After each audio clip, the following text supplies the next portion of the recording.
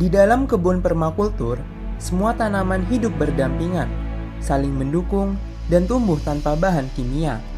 Namun, apa saja sebenarnya tanaman yang ditanam di sistem permakultur dan bagaimana merawatnya? Yang pasti kebun permakultur itu kembali lagi ke kebutuhan si pemilik lahan. Tapi secara umum sebenarnya sama saja dengan kebun konvensional. Cuman bedanya kalau di kebun permakultur dalam satu bedeng itu kita bisa menanam lebih dari jenis satu tanaman. Kalau yang sering kita tanam di sini ya tanaman-tanaman yang sering dipakai sama orang Indonesia, ya cabai, ya terong, terus tomat, terus tanaman sayurnya itu kita bayam, kangkung. Nggak lupa juga ada beberapa tanaman bumbu-bumbuan ya kayak serai, terus daun jeruk yang angka 8 itu juga ada di kebun permakultur yang kita buat di beberapa titik begitu.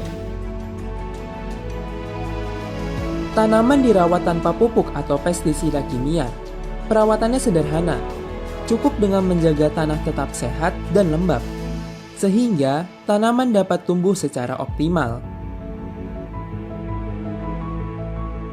Nah, ketika ada serangan hama, itu kita lihat dulu hamanya itu serangnya di jenis tanaman yang apa, terus jenis serangganya apa, terus di waktu kapan, seperti itu. Karena itu juga akan berpengaruh kapan kita mengaplikasikan pestisida nabati. Karena pestisida nabati ini dia kan berbeda dengan pestisida pabrikan. Pestisida pabrikan itu biasanya mereka ada dua sifat, yaitu sistemik sama kontak. Kalau sistemik itu mereka masuk ke jaringan tanaman sehingga mau dicuci berkali-kali pun kandungan pestisida itu akan tetap ada di tanaman itu.